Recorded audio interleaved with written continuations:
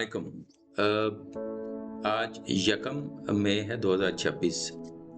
और ये जो आप देख रहे हैं एक वीडियो मैं आपके सामने इसके जो इम्पोर्टेंट क्लिप्स हैं वो चलाऊंगा और पूरा जो इसकी लिंक है वो डिस्क्रिप्शन में डालूंगा। जो इन डिटेल या बाद में पूरा भी देखना चाहें तो वो ज़रूर इसको देखें, हाईली रिकमेंडेड है। इनका नाम है जी जो रावेल। अब इन्होंने जो इंस्टीट्यूशंस हैं यानी जो मार्केट के मूवर्स और शेकर्स हैं, बैंक्स हो गए, फाइनेंशियल इंस्टीट्यूशंस होंगे, जो आप बड़ी बड़ी बायर देखते हैं जहाँ पे डराया जाता है कि जी यहाँ पे इंस्टीट्यूशंस की एंट्री हो गई है, वो नीचे ले आएँ ऊपर ले जाएँ, ये उन्हीं पे डिपेंड करता है। तो उन्हें ये ट्रेनिंग दे रहे हैं तकरीबन कोई पिछले 35 सालों से, और हम हैं उसके मुकाबले में रिटेलर्स। अच्छा, इंस्टीट्यूशंस जो हैं वो आप देखें कि कितनी इम्पोर्टेंस है उनकी नज़र में टाइम फ्रेम, छोटे टाइम फ्रेम पे, और वो चार्ट्स लगाते हैं जिस पे वो डिसीजन लेते हैं 1 मिनट का और 5 मिनट का। ये रिकमेंड करते हैं, हाईली रिकमेंड करते हैं। इन्होंने जो इंडिकेटर्स इस्तेमाल किए हैं, मूविंग एवरेज, क्रॉस इन्होंने इस्तेमाल किया है, इन्होंने MACD है, और एक इन्होंने ADX है, एवरेज डायरेक्शनल इंडेक्स। अच्छा, मैं यूजुअली मेरे फेवरेट हैं ये तीनों में से एक जो मैं रिप्लेस करता हूँ, RSI। तो आप अगर वो चेंज भी करेंगे तो वो मोमेंटम या उसकी स्ट्रेंथ शो करता है आने वाले जो टाइम होता है या उसका जो बार है या जो कैंडल्स हैं। तो इसमें ज़रा ये मैंने तारुफ है, और आप ये समझें कि हम क्यों छोटे टाइम फ्रेम को इग्नोर करते हैं। आप देखें, जब आपने कोई डिसीजन लेना होता है तो आपको एक जूम इन करना पड़ता है, बहुत माइन्यूटली देखना पड़ता है कि इस वक्त अंदर जो है वो किस तरह का मोमेंटम है, क्या होने जा रहा है, ट्रेंड किधर जा रहा है, कैसे जा रहा है, और फिर आप जूम आउट करते हैं, लार्जर टाइम फ्रेम में जाके देखते हैं तो आपको पता चलता है कि लार्जर पिक्चर में वो कैसे नज़र आता है, तभी आप बेहतर डिसीजन ले सकते हैं। अदरवाइज़ ये है कि हम लोग कहते हैं हम इंडिकेटर्स भी यूज़ करते हैं, लेकिन हमें जो है वो कोई पता ही नहीं चलता कि कब हमने सेल करना है और कब हमने बाय करना है। तो ये उनके लिए है जो इसमें अपनी एक्सपर्टीज़ या स्किल्स को बढ़ाना चाहते हैं। अब हम इसमें थोड़ा सा आगे अगर चलें, आप ये देखें, यहाँ पे आपको 1 मिनट का टाइम फ्रेम लगा हुआ है, इसी में वही चार्ट है, और यहाँ पे 5 मिनट्स का टाइम फ्रेम है। यहाँ पे आपको ये 5 मिनट नज़र आ रहा है, यहाँ पे आपको 1 मिनट नज़र आ रहा है। तो आप इधर क्लिक करके टाइम फ्रेम अपनी मर्जी का भी कर सकते हैं, लेकिन यहाँ पे ज़रूरत इस चीज़ की है कि जो हम देखते हैं कि जो चेंज हो रहा होता है वो कैसे उसको हम ट्रैक कर सकते हैं। मैकडी इंडिकेटर और यहाँ पे ADX है। आप नीचे वॉल्यूम नज़र आ रहा है, लेकिन यहाँ पे वॉल्यूम पे इतनी ज़्यादा फोकस नहीं है, ज़्यादा जो क्रॉस है मूविंग एवरेज का और मैकडी, और इसकी जो मोमेंटम है वो उसके लिए ADX है, या मैं कहूँगा RSI लगा लें, वो भी ज़्यादा सिंपल है। यहाँ पे मैं अगर आपको बताऊँ तो कह रहा है बड़ी अच्छी ये मूव है ऊपर की तरफ, और जो ADX है इसकी मोमेंटम है वो भी बता रहा है, और ये जो ब्लू लाइन ऊपर है तो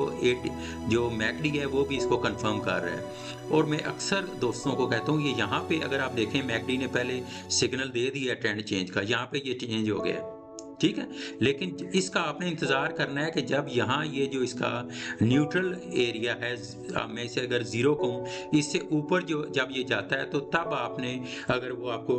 ट्रेंड नज़र आ रहा है पॉजिटिव, तो आप इसमें आपने एंट्री लेनी है। नीचे रिकमेंडेड नहीं है कि एंट्री लें। यहाँ पे आपको जो हैवी स्ट्रेंथ है वो नज़र आ रही है इसमें, और वही स्ट्रेंथ आपको आगे मूव में नज़र आती है। फिर ये पुल बैक का लें, रिट्रेसमेंट का लें तो बहुत अच्छी इसलिए है कि ऑलमोस्ट इसका आप कर लें 30 या 30 से भी थोड़ा सा ज़्यादा पुल बैक है, जो इस चीज़ की निशानी है कि रिट्रेसमेंट हुई है इसकी प्रॉपर, तो ये आगे जो है वो फर्दर ब्रेकआउट देके ऊपर निकलेगा। और पीछे हायर को जब ये ब्रेक करता है, यहाँ पे देखें तो हमारी एंट्री यहाँ पे बनती है, फिर ये आप इस मूव को कैच कर सकते हैं। ये 5 है, और अगर इसके 5 मिनट की कैंडल है, यहाँ पे 5 इसके बराबर होंगी, तो ये जो मूव ह्यूज है, ये इसको ये बता रहा है 1 2 3 4 5, तो इसको वो कर रहा है आगे जो इसका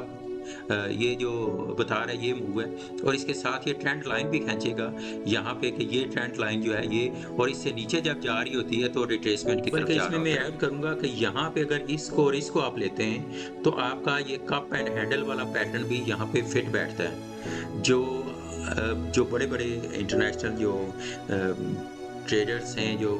विनर हैं, चैंपियंस हैं, वो इसको रिकमेंड करते हैं। और यहाँ पे इसने ये बताया कि ये आप 0 या इसकी न्यूट्रल जो लाइन है, इससे ऊपर जो है ये क्रॉस दे रहा है, ब्लू लाइन ऊपर क्रॉस कर रही है, तो इसकी स्ट्रेंथ को शो कर रही है। और यहाँ पे ये बता रहा है कि ऑलरेडी जो उसका मोमेंटम है, वो भी इसको कंफर्म कर रहा है, इसलिए ये इतनी बड़ी ह्यूज मूव जो है वो देखने में मिली है। कहूँगा ये आप थोड़ा सा हाईएस्ट जो ऊपर जो कैंडल है, इसका जो लोएस्ट है, lowest of the highest candle bar जो है वो इसने ब्रेक किया है। तो ये आपको एक, मैं अगेन का जो थ्योरी है उसको कहता हूँ, रेफर करता हूँ कि यहाँ पे इसने वो ब्रेक करके नीचे की तरफ आया, तो आपको नीचे की तरफ ये ट्रेंड जो है वो नज़र आ रहा है कि क्लियरली कि ये नीचे अब जाना शुरू हो गया। ये एक और अगर आप थ्योरी की नज़र से भी देखें तो ये इसको कंफर्म कर रहा है। यहाँ पे ये भी नज़र में रखें कि जहाँ पे ये नीचे आपको एक साइड पे लंबी सी ये वो विक सी नज़र आती हैं, तो इसका मतलब है यहाँ पे वो जो स्टॉप लॉसेस हैं उनको हिट करने के लिए आता है। इनको आप बेशक वो ब्लॉक कह लें, या जहाँ पे ऑर्डर ब्लॉक लगे होते हैं, या आप लिक्विडिटी कह लेते हैं, स्वीप करने के लिए आते हैं, ताकि वो जो ऑर्डर्स हैं वो हिट करके दोबारा जो इसके अगेंस्ट जो ये बड़े इंस्टीट्यूशनल जो ट्रेडर्स हैं, यहाँ से फिर ऊपर की तरफ वो अपनी मर्जी से ले जाते हैं, और इसी तरीके से उन्हीं की मर्जी से ये जो है ट्रेंड्स चल रहे होते हैं।